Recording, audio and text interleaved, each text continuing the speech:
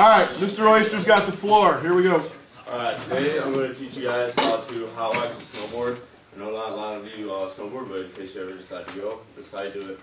Hot wax snowboard, you will need an iron, a scraper to remove wax, and then wax, of course. You're going to want to start off by removing any old wax you have on your board.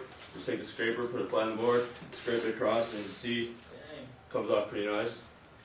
Then turn your iron on. It usually hits it pretty quick, so I'll let that sit there for a second. Get some wax out, and what you want to do is turn the iron upside down, and once it gets nice and hot, it should be doing here soon.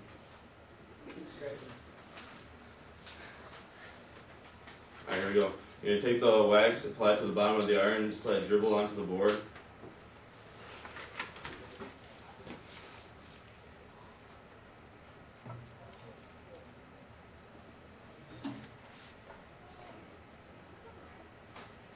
Once you get a pretty good amount on there, you're going to take the iron and start rotating across the board. You want to put your hand underneath the board, and if you feel the board get hot, that's probably a bad sign because you might melt the bottom of it, which will then mess up your riding style. So just want to keep the iron moving around, spread the wax out evenly across the board.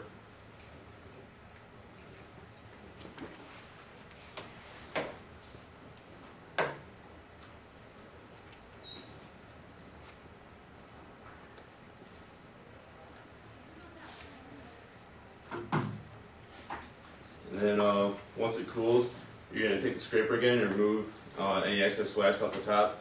That way you don't get, if you get too much wax on there when you're riding in the winter, it gets really sticky and makes your board actually go slower than if you didn't have any wax at all. So Lance, you want to come try? Yeah.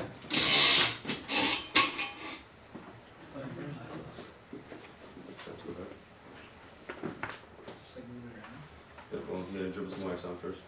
Is it on right now? Yep, turn it upside down. Upside down, Lance. There you go. You just dribble it on, turn it down, and some wax up. There you go. Yep. Set the wax on. And put your hand underneath the board, and if you feel it get hot, take the iron off. Just keep moving around, and you see it spread around. There you go. It's really not hard to do, and hot waxing actually works a lot better than you can buy like pre-wax at the store. You just rub it on. Hot waxing actually works a lot better because you get a finer coat, it's spread evenly across the board. So that's pretty good. Once the board gets to about room temperature, you start scraping it off. This right here is pretty cool, so I'm going to try and show you how to remove some of the excess wax. It's pretty much the same as de-waxing the board in the beginning. Just take it, scrape along top. And like I said before, removing excess wax will actually help your board go a little faster. If you're riding towards the end of the season, when it starts to get warmer and the snow starts to get a little bit slushier, you can leave more wax on. It actually helps because the snow's not as fine, it's not as cold, and cold snow is like sticky. So more wax actually slows down than the later season. It's actually wetter, so more wax will actually keep the nice smooth ride going. And that's pretty much all there is to waxing. Question, other stuff? Sophie? Who taught you how to do that? I actually learned it off a video on the internet, but it's really not hard to do, you know, just play around with it, so. Sarah? How often do you have to wax it and make sure it's okay? You should wax your board about every time you ride, so when you get done, before you go the next time, de-wax it, and just re-wax it again. Lance? How often do you play around with hot irons? Not very often. It's not a good idea. Buckley? What kind of wax do you use? This right here is actually paraffin wax. It's not the actual wax you use for riding snowboards, but I went to Dunn's and they didn't have actually any snowboard wax. So this is just like Cooking wax. yeah, basic cooking wax. You can pick it up for like 98 cents. And actually, this is used for like sandboarding because it moves good with warm temperature. So it's just like reduce friction and stuff? Yeah, Alright. pretty much. Morgan. Oh, Morgan, there we go. Correct. How many irons have you got through? Like, does it ruin your iron? Or? Not really. If you keep the iron like because right now it's still warm. If you just take a cloth and wipe it off, then it really doesn't do any damage to it. Lance? Is that the same kind of wax you use for like to remove body hair or something? No. No. Over the corner. Kristen? What size board is that?